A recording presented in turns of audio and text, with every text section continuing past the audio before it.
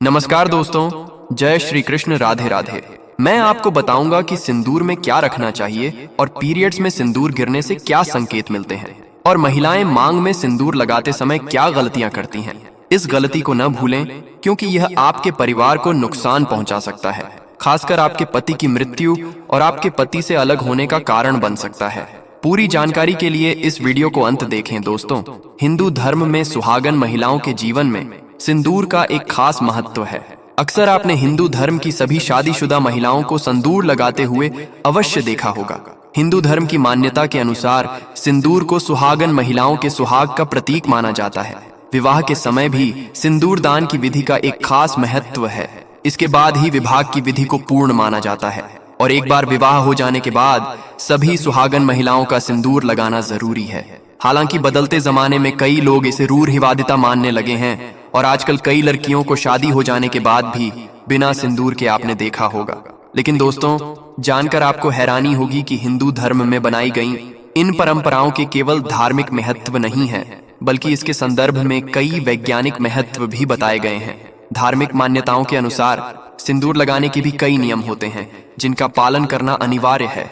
सिंदूर लगाने के संदर्भ में जो भी नियम बताए गए हैं, सभी सुहागिन महिलाओं को नियमों का विधिपूर्वक पालन जरूर करना चाहिए, अन्यथा उनके जीवन में परेशानियां उत्पन्न होने लगती हैं और उनके पति को कष्ट सहने पड़ते हैं। जो महिलाएं सिंदूर लगाने के नियमों का पालन नहीं करती, ऐसी महिलाओं के पति को धन और स्वास्थ्य संबंधित समस्याओं का सामना करना पड़ता है। तो आइए जानते हैं सिंदूर लगाने के वो कौन से नियम हैं जिनका पालन हर महिलाओं को जरूर करना चाहिए। लेकिन उससे पहले तो आपसे रिक्वेस्ट है कि वीडियो को लाइक करें, अपने दोस्तों के साथ शेयर करें और अगर आपने अभी तक चैनल को सब्सक्राइब नहीं किया है तो सब्सक्राइब करके बेल आइकॉन जरूर प्रेस करें। दोस्तों, नंबर 1, शादीशुदा महिलाओं को सदैव सिंदूर अपने पैसे से खरीद कर लगाना चाहिए। किसी अन्य के पैसे से खरीदा गया सिंदूर लगाने से आपको बचना चाहिए। दोस्तों, नंबर 2, चाहे कितनी भी बड़ी मजबूरी हो, लेकिन शादीशुदा महिलाओं को किसी दूसरी महिला के सिंदूर को अपने मांग में भरने से बचना चाहिए। किसी दूसरी महिला के सिंदूर को मांग में भरना बहुत ही अशुभ होता है। ऐसा करने वाली महिलाओं के पति को धन संबंधित समस्याओं का सामना करना पड़ता है। दोस्तों, नंबर 3, सुहागिन महिलाओं को उपहार में मिले सिंदूर का उपयोग करने से बचना चाहिए, क्योंकि शास्त्रों में उपहार में मिले सिंदूर का उपयोग करना अशुभ माना गया है। दोस्तों, नंबर 4, इसके साथ ही कभी भी महिला को बगैर नहाए सिंदूर नहीं लगाना चाहिए। सबसे पहले महिला नहा ले और पूजा पाठ कर ले, उसके बाद ही अपने माथे पर सिंदूर लगाएं। सिंदूर लगाते समय सदैव अपने पति की लंबी आयु होता था, उनकी सफलता के बारे में ही सोचें। इससे उनका भाग्य और भी अधिक प्रबल और शक्तिशाली बनता है। और मांग में सिंदूर लगाते समय माता पार्वती को आप पहले ध्यान में लाएं, क्योंकि अखंड सौभाग्यवती का वरदान माता पार्वती से ही प्राप्त होता है। दोस्तों, नंबर 5, घर में अगर किसी भी तरह का शुभ तक है या पीरियड्स आ रहे हैं तो आप सिंदूर ना लगाएं, क्योंकि सिंदूर लगाने से ऐसे समय में सिंदूर का अपमान होता है। दोस्तों, नंबर 6, सिंदूर का गिरना बहुत ही बड़ा अपशगुन माना जाता है, इसीलिए इसे हमेशा ही बच्चों की पहुंच से आपको दूर रखना चाहिए। अगर आप इसे ऐसी जगह पर रखेंगी कि बच्चे इसे हाथ लगा सके तो ये जरूर गिरेगा, तो ये गलती अपना करें, क्योंकि दोस्तों, अगर सिंदूर गिरता है तो इससे घर में अपशगुन होता है। दोस्तों, नंबर 7, सिंदूर को कभी भी किसी के सामने नहीं लगाना चाहिए। किसी के सामने सुंदर लगाने से आपके रिश्ते को भी नजर लग सकती है और पति का प्यार बारात सकता है।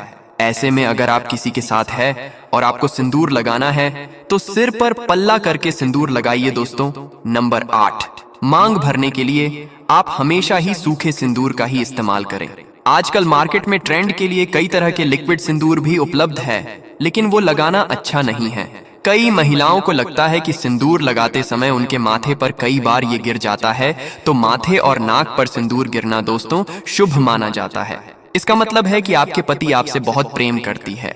दोस्तों, नंबर 9, अगर गलती से कभी आपसे सिंदूर नीचे गिर जाता है तो उसे इकट्ठा करके नालियां सिंक में न फेंके, इससे सिंदूर का अपमान होता है। सबसे पहले तो आप माँ पार्वती से क्षमा मांगे, क्योंकि दोस्तों, सिंदूर का गिरना शुभ नहीं होता। अगर आप माँ पार्वती से हाथ जोड़ कर क्षमा मांगते हैं तो इससे काफी हद तक अशुभ टल जाता है।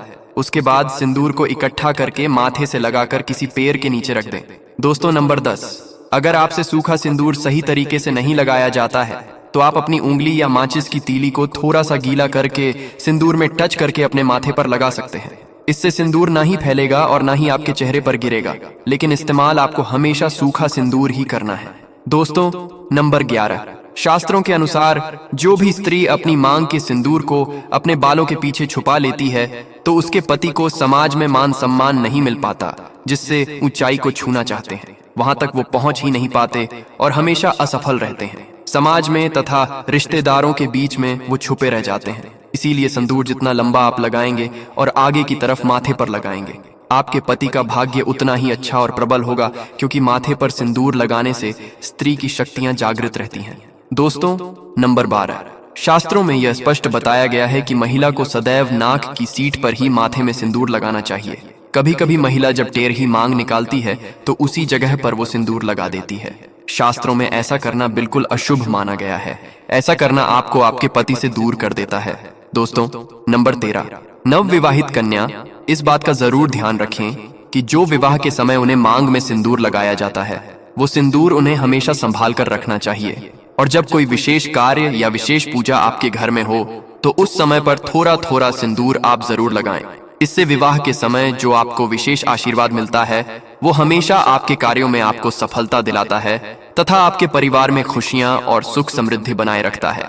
दोस्तों, नंबर 14, आपको सिंदूर में 1 रुपया का सिक्का जरूर रखना चाहिए। ये बहुत ही ज्यादा शुभ माना जाता है।